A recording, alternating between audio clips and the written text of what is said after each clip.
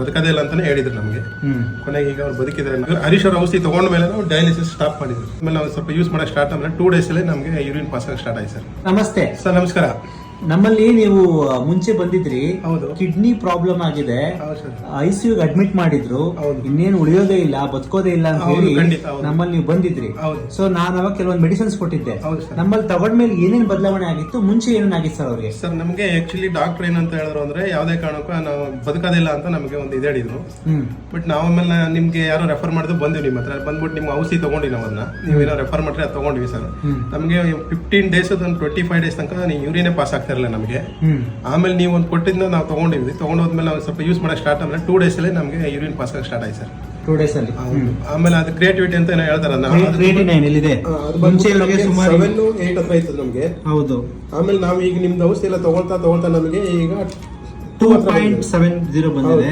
So ಇದು ನೋಡಿ report, ಹೊಸ ರಿಪೋರ್ಟ್ ಇದೆ ಇವಾಗ ಈ ತಿಂಗಳಲ್ಲಿ ಮಾಡಿಸಿರೋದು, ಮೊನ್ನೆ. ಬಟ್ ನಾನು ಹೇಳೋದೇನಪ್ಪ ಅಂದ್ರೆ ನಿಮಗೆಲ್ಲ ದಯವಿಟ್ಟು ಒಂದ್ಸರಿ ಬನ್ನಿ, ಹರೀಶ್ ಡಾಕ್ಟರ್ನ ಮೀಟ್ ಮಾಡಿ. ಆ ಥರ ಏನೋ ಪ್ರಾಬ್ಲಮ್ ಇದ್ರೆ ಕಿಡ್ನಿ ಡಾಕ್ಟರ್ ನಮ್ಮ ಹತ್ರ ಸುಮಾರು ಒಂದು 15 ಲಕ್ಷ ರೂಪಾಯಿ ದುಡ್ಡು ತಿಂದ ಹಾಳು ಮಾಡೋದು, ಬದುಕದೇ ಇಲ್ಲ ಅಂತಾನೆ ಹೇಳಿದ್ರು ನಮಗೆ. ಕೊನೆಗೆ ಈಗ ಅವ್ರು ಬದುಕಿದ್ರೆ ನಾವು ಡಾಕ್ಟರ್ ಡಯಾಲಿಸಿಸ್ ಮಾಡಿಸ್ತಿದ್ರಾ?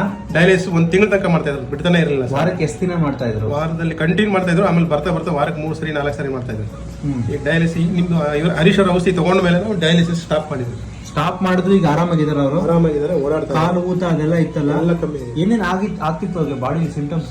ಸರ್ ಅವರಿಗೆ ಇದು ಹೊಟ್ಟೆ ಎಲ್ಲ ಊದ್ಕೊಂಡಿತ್ತು, ಆಮೇಲೆ ಕೈ ಕಾಲೆಲ್ಲ ಊದ್ಕೊಂಡ್ಬಿಟ್ಟಿತ್ತು ಅವ್ರಿಗೆ. ಫುಡ್ಡೇ ತಗೊಳ್ತಾ ಇರಲಿಲ್ಲ, ಫುಡ್ಡೇ ಹೋಗ್ತಾ ಇರಲಿಲ್ಲ. ಏನೋ ತಗೊಂಡ್ರೆ ವಾಂತಿ ಆಗೋದು ಅವ್ರಿಗೆ. ಆಮೇಲೆ ಮೋಷನ್ ಆಗ್ತಾ ಇರಲಿಲ್ಲ, ಎಲ್ಲ ಸ್ಟಾಪ್ ಆಗಿತ್ತು. ಈಗೆಲ್ಲ ಒಂದೊಂದೇ ರಿಕವರಿ. ಸುಸ್ತು ಸಿಕ್ಕಾಬಟ್ಟೆ ಇತ್ತು ಅವ್ರಿಗೆ, ಎದ್ದು ಕುರ್ಲಕ್ ಆಗ್ತಿರಲಿಲ್ಲ ಅವ್ರಿಗೆ. ಆಮೇಲೆ ಈಗ ಎಲ್ಲ ಒಂದೊಂದು ರಿಕವರಿ ಆಗಿ ಈಗ ನಾರ್ಮಲ್ ಆಗಿ ಬರ್ತಾ ಇದ್ದಾರೆ. ಇವಾಗ ಅವರು ಎಲ್ಲಿ ಓದಲಿದ್ದಾರಾ? ಚಂದ್ರಾಪಟ್ಟಣದಲ್ಲಿ ಸರ್. ಈಗ ಏನ್ ತೊಂದರೆ ಇಲ್ಲ? ಏನ್ ತೊಂದರೆ ಇಲ್ಲ ಸರ್, ಆರಾಮಾಗಿ ಓಡಾಡ್ತಾ ಇದಾರೆ, ಬೈಕ್ ಓಡಿಸ್ತಾರೆ, ಎಲ್ಲ ಮಾಡಿ. ಸೂಪರ್. ಬದುಕದಿಲ್ಲ ಅಂತ ಹೇಳಿದ್ರು. ಇಲ್ಲ, ಒಂದು ಸಲ ಸರ್ ನಾನು ಹೇಳೋದೇನಂದ್ರೆ ಇಂಗ್ಲಿಷ್ ಮೆಡಿಸಿನ್ಸ್ಗೆ ಅದನ್ನ ಕಡೆ ಕನಿಸ್ತಿಲ್ಲ. ಅದು ನಾವು ಇಂಗ್ಲಿಷ್ ಅದ್ರ ಬಗ್ಗೆ ಹೇಳ್ತಾ ಇಲ್ಲ ನಾವು. ಬಟ್ ನಮ್ಗೆ ಏನಪ್ಪ ಅಂದ್ರೆ ಇದು ನಮ್ಗೆ ವರ್ತ್ ಇದು. ಹೌದು. ಆದ್ರೆ ಒಂದು ಪ್ರಯತ್ನ ಆಯುರ್ವೇದಿಕ್ ಮಾಡಬಹುದು. ಯಾಕಂದ್ರೆ ಬಹಳಷ್ಟು ಜನ, ಸಾವಿರಾರು ಜನ ರಿಸಲ್ಟ್ ಬಂದಿದೆ. ಕಿಡ್ನಿ ಫೇಲ್ಯೂರ್ ಆಗಿರೋರು ಕೂಡ ಅಟ್ಲೀಸ್ಟ್ ವಾರಕ್ಕೆ 3 ಸಲ ಡಯಾಲಿಸಿಸ್ ಮಾಡೋದು ಒಂದ್ ಸಲ ಬಂದಿದ್ದಾರೆ. ನಮ್ಮ ಅನುಭವಕ್ಕೆ ಬಂದಿದೆ ಸರ್, ಕಣ್ಣಿಂದ ನೋಡಿರೋದು ನಾವು. ಹೌದು, ಕಣ್ಣಿಂದ ನೋಡಿರೋದು. ಈ ತರ ಕೇಸ್ 100 ಇದೆ ಸರ್. ಇದಾವೆ ಸರ್.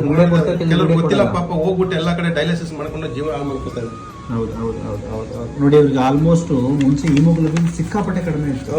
ಇವಾಗ ಹಿಮೋಗ್ಲೋಬಿನ್ ತುಂಬಾ ಇಂಪ್ರೂವ್ಮೆಂಟ್ ಆಗಿದೆ. ಅದು ಖುಷಿ ನನಗೆ. ನೋಡಿ 7.6 ಇದೆ.